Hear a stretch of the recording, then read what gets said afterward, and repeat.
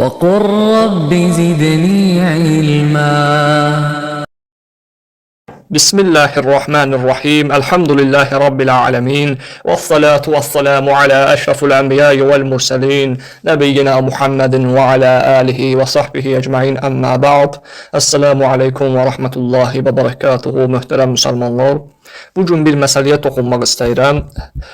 Bu aralar bir video qarşıma çıxdı. Orada elm əhlindən Qamət müəllimin video çarxına baxdım. Orada deyir ki, əgər azanı eşitməsəniz, sizə xutbəni eşitməsəniz, cümə namazı vacib deyil deyən bir rəy var, onu bildirir. Özündən demir, yəni filan alimin filan bir rəyini bildirir.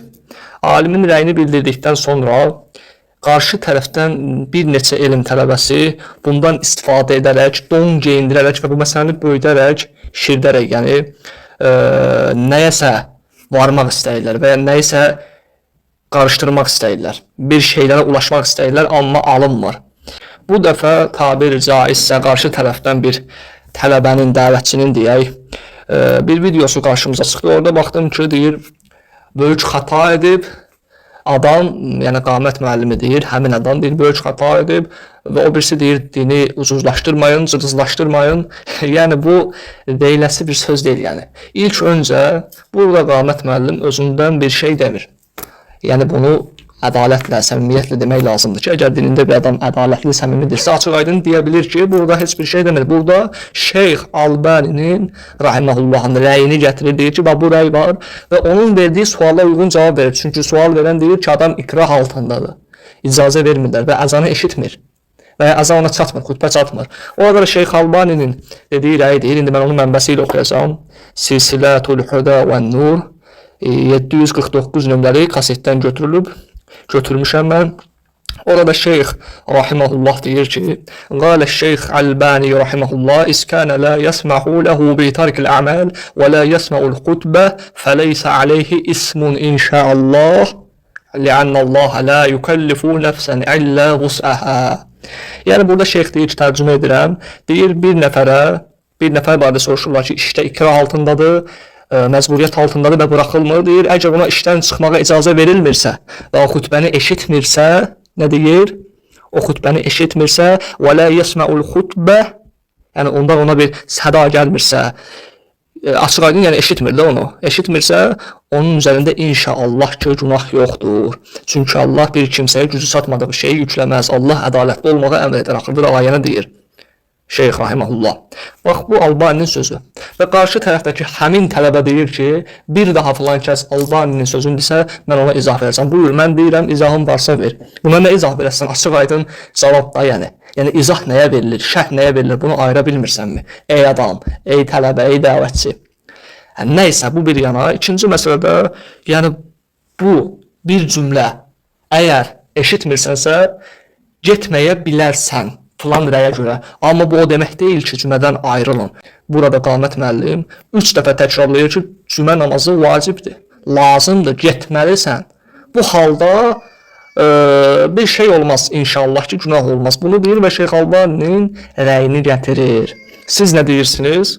Siz də cavab verirsinizsə bu cür dəlillə cavab verin. Yəni biz sizdən bu halda cavab gözləmirik ki, biz bu rəy deyik. Siz də filan bir rəy gətirin, cavab verin. Biz deyirik ki, bəli, cümə namazına gəlmək vacibdir. Amma bu halda bəzi alimlərin, məsələn biri Şeyx Albani və ya Şeyx Şüeyb Əl-Arnaud və ya Şeyx Muqbil də deyib bunu.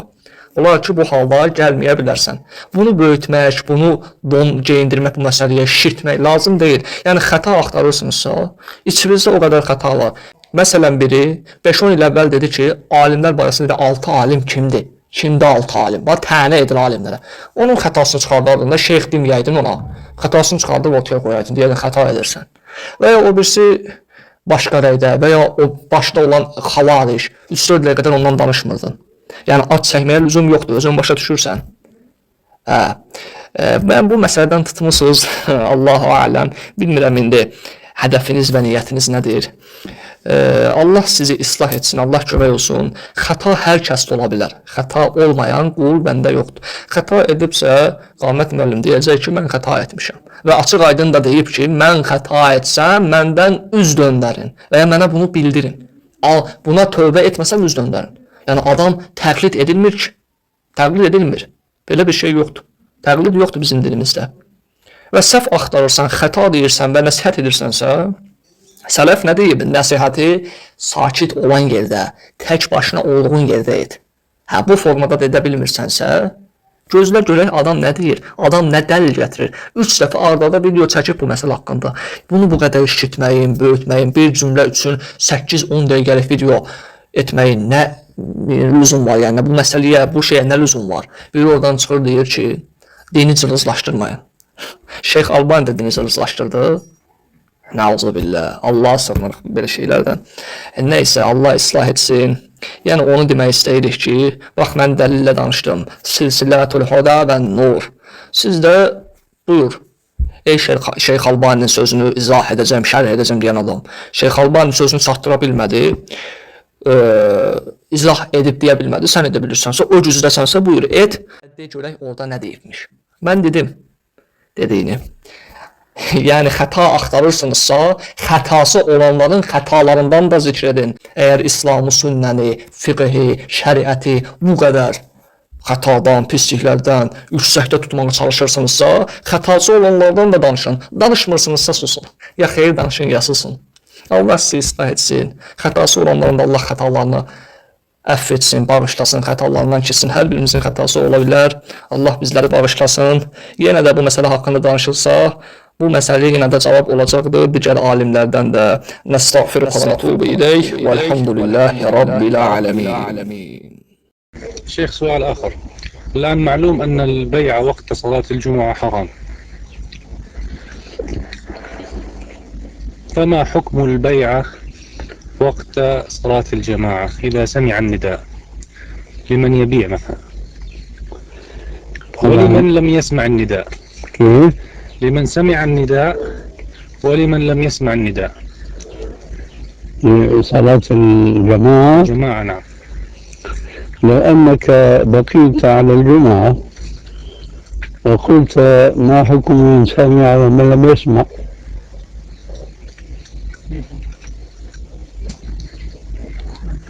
ذلك يكون أفقه لك، لأننا سنقول من سمع فبيعه محرم وباطل، ومن لم يسمع فبيعه صحيح.